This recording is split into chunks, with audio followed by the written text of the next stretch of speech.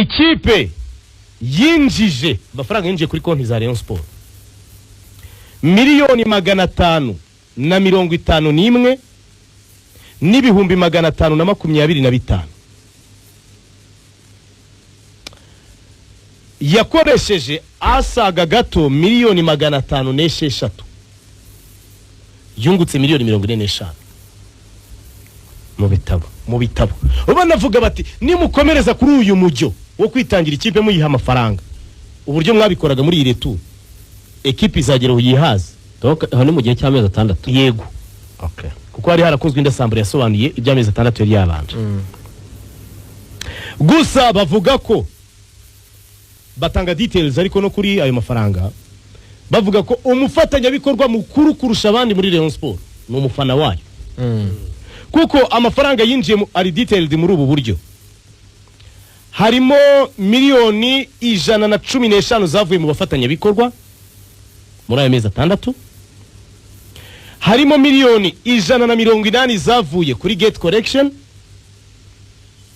kwinjiza amafaranga yinjiye ku bibuga harimo na miliyoni 183 zavuye muri support z'abafana 183 uramutse ufashe 183 ugateranyaho gate collection 180 urumva uburyo ko gate collection nabyo nabafana 360 urumva ko ari bo bateye inkunga ikipe amafaranga afatika kurusha n'abafatanya bikorwa ekipe isanganywe ariko bavuga ko bashaka no kubongera n'ibiki ariko bashimira cyane abafana support ikomeye bahaye ikipe ubwo 180 harimo Rayon Day kuri Yanga harimo gate collection rwose oya Rayon Day kuri Yanga sinzi niba zirimo kuko bavuga oya nago zirimo kuko bavuga ko raporo batanze y'umutungo igera mu kwezi kwa 7 irangirana ku itariki 30 z'ukwezi kwa 6 bafungiye hanyuma batangaje ko bafitiye abantu amadeni ahwanye na miliyoni 227 harimo ideni rya Rwanda Revenue ariko iryo deni rya Rwanda Revenue bapanze ngo uburyo bwo kurisohokamo hari ibiganiro byabaye hagati ya komite ya Rayon Sport na Rwanda Revenue mujya mwumva ibintu bavuga ngo urasaba facture ya IBM ubundi 10% zigaruka iwawe ibyo bintu hari ukuntu warigeze ku kuntu Muvunyi yitangiye cyangwa se yabaye umuntu watanga amafaranga muri banki wakita nk'ingwate kugira ngo Sport igibona amafaranga buri kwezi hemberwa igihe Muvunyi rero ne warugezeho uvuga ko n'abanyamuryango bamuhaye amashini ariko yihutisha urabona ko iminota yagiye noneho afite 11 aze kugera ku marira cyangwa niyabanza rega yageze amarira se yatanze amatwi nayawe rero tuyaguhaye pe n'amaso aha icyabaye rero cyakurikiye ubwo barabyemeje iyo ligne de credit bemera kuyifata hanyuma hajyaho raporo ya komite ngenzuzi raporo ya komite ngenzuzi igaragaza ibitagenda umuryango wa Rayon Sport bavuga ko hari ibibazo nakwita bitatu ikibazo cya mbere hari cyo bita manuel de procédure amafaranga mu muryango wa Rayon Sport asohoka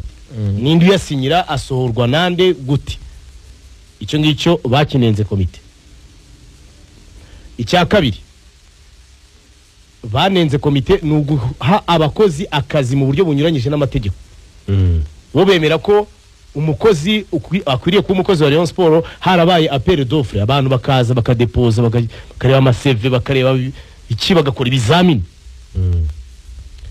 icya gatatu bavuga ko hari amafaranga yasohotse kuri konti za Rayon Sport mu buryo budasobanutse bavuga ko ngo hari amafaranga Tadeo Twagirayezu yahawe miliyoni 9 mu buryo butumvikana Tadeo Twagirayezu yabisobanuye avuga ko yari amafaranga ya prime bari bemereye abakinyi kubaha ku munsi wa match muri buka cyagiye bazanaga imishandiko no hari umufatanya bikorwa company ya betting bari bafite yabahaga ayo mafaranga ya prime ariko itinda kuyabaha yarayabemereye we akora muye iyo prime arayitanga ni match ebyiri ngizo prime arazitanga ariko yabyumvikenyeho na komite nyobozi ko bari buze kuyamusubiza ni muri ubwo buryo abantu babonye transferi y'amafaranga ava kuri konti ya Rayon ajya kuri konti ya Tadeo butari busobanutse ariko banavuga ko we ubwe avuga ko amafaranga amaze guhareyo adafitiwe inyandiko atagira ingano kandi atajya yishyuza nuko ngaho komite nyobozi yari yabimwemereye ngo yatange tuzayagusubiza. Ni muri ubwo buryo yisobanuye. Yewe habayeho n'akantu nyine komite ngenzuzi iriya ya Inyasi yakoze raporo neza cyane professionnellement iri detailed, irimo utuntu twose ku buryo na Tadeo muri ko Tadeo yigeze kuvuga ko audit yamukorewe mu buryo budasobanutse n'iki. Tadeo yayishimiye aravuga ati kwa ko mutari mwampaye iyi raporo ya audit ngo nyinyuzemo amaso n'ibyo gukosora n'ibyo kunengwa mbikosore, nari nashyizemo ku kantu ko guhangayika ariko iri professionnel nayemeye. Ariko iyo raporo ya audit ikavuga ko uwitwa Liliane n'uwitwa Irambona bahawe akazi mu buryo bunyuranyije n'amategeko. Bagomba kunyura mu nzira z'ibizamini n'ibiki. Komite unyobozi nabonye isa nk'iyabyemeye, ntabwo yigeze iburana. Bemera ko bazanabikosora ubutaha ko bazajya batanga akazi mu buryo bukurikije amategeko. Ariko Murera bakaba bayifasha, barayifasha cyane. Raporo y'umuriro rero yaje ari raporo ya komite nkemurampaka iyobowe nande na Martin. Martin Rutagambwa yakoze raporo itangira ari amahoro, ivuga buryo Sadati igeze gushwana na Kanyabugabo ariko bikarangira ababatumije ku biro bya Rayon Sport bakabunga bagahoberana, ubu nta kibazo bafitanye. Vuga uburyo bakurikiranye ikibazo cy'umunyamuryango witwa Gatete wari ufite kontra yo gucuruza ibyo kurya n'ibyo kunywa mu bikorwa bya Rayon Sport, akaba yarareze Rayon Sport ariko baje gukora ubugororangingo n'ubushakashatsi basanga uwo Gatete ntabwo afite kontra ikurikije amategeko kuko yasinyiwe n'uwo ari umunyamabanga wa Rayon Sport witwa Patrick Namenye, kandi ntabwo yari afite ubwo burenganzira bwo gusinya amasezerano. Asobanura bene utwo tuntu umuriro yagiye aho winjiramo. Raporo ihinduka Tadeo Twagirayezu. Ni raporo igaragaza ko Tadeo Twagirayezu ari we kibazo muri Rayon Sport. Tadeo Twagirayezu yashwanye na Prosper. Tadeo Twagirayezu yashwanye na Gaci. Bapfa bakina. Tadeo Twagirayezu yashwanye na n'umutoza avuga ko adashoboye. Tadeo Twagirayezu yashwanye na Rwagacondo bapfa umushinga. Tadeo Twagirayezu bari bagiye bajya muri izo details zose bagaragaza ko Tadeo Twagirayezu ari we kibazo cy'imiyoborere kiri muri Rayon Sport. Iyo raporo bamaze kuyitanga agashya kabayemo nuko nababwiye ko muri komite ya nkemurampaka harimo umugore. Uwo mugore yese avuga ati giye raporo ntayo nzi. Yamaye avuga ati ubwo rero ni raporo y'umuntu ya Martin.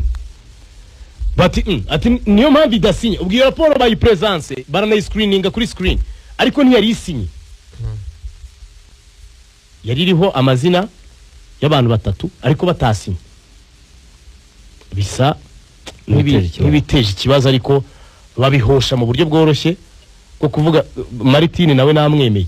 Yese avuga ati okay, umeze nkaho murimo muvuga ko ari igihe kibazo ari igihe watanze raporo itari we Prosper ntabwo wambwiye ibi nibi giki niki. Okay, Hazarani One we rwose Martin niba biyakana avuga ko mbese ko mutashwaniye ibi nibi giki niki. Ubwo icyabaye mbere yo gutangira gucagagurana bahise bavuga ati abakozi bose abitwa abakozi ni musoke kuko tugiye kuganira ku bintu birimo bireba abakozi n'abakozi bagiye babona amasezerano mu buryo bunyuranyije n'amategeko. Abandi bakaba batayafite. Abakozi ntabwo bagomba kubyumva. Uwitwa Irambona, uwitwa Matici, uwitwa Gakwayo Olivier n'abamusoya cyane Liliane bose bahita babasohora. Ewan ubwo nibwo umuriro watangiye rero. Martin Rutagambwa aravuga ati we Gacinye we wicaye iruhande rwa Tadeo ariko ntagushuke. Niwambwiye ibi nibi ko abakinnyi banaba Tadeo yabazanye mu buryo butari bwo. Ibyo ntiwabimbwiye. Aho ngaho niho uwitwa Ngoga yazamuye ikiganza. Avuga ati jewe nkunda Rayon Sport nayikuriyemo. Data Sofaru mu mureyo. Aho nigaga mu mahanga nabyukaga saa 9 z'ijoro ngiye kureba Rayon Sport. Ngiye kureba Rayon Sport. Ariko ubu ngwisigaye kinini Nyamirambo kumva sinajye kwireba. Kuko yarambabaje ataba basaza bose mubona hanga bareke kwitana ba mwana. Bose bafite ikintu cy'ubwiyemezi no kwiyumva bituma basopanyiriza uri ku buyobozi. Buri wese abashaka gutegeka. Ari we umwanzuro wa nyuma ari ugomba kuwufata kandi baratoye abayobozi ati bafite ikibazo cyo kuba komite ari nini irimo abantu b'abagabo beza kandi bafite ubushobozi nibyo ariko biri no mu biteza ibibazo kubera afite ukuri kwinshi. ati nizi raporo bavuga ati nizi raporo ubona nyinshi nizo kubeshya barimo barabakinga ibikarito mu maso aba bantu ntibemerana ntibakundana ahita turikarari amaze guturikararira ikiniga kimurenze ahita atereka mikoro hasi aricara ngoga ndamukunze cyane ndamukunze ngoga rwose kandi uko kuri yavuze niko gushegesha Rayon Sport nibyo dukomeze ariko Patrick Rukundo ahita asohoka Patrick Rukundo ahita oya ngoga yahise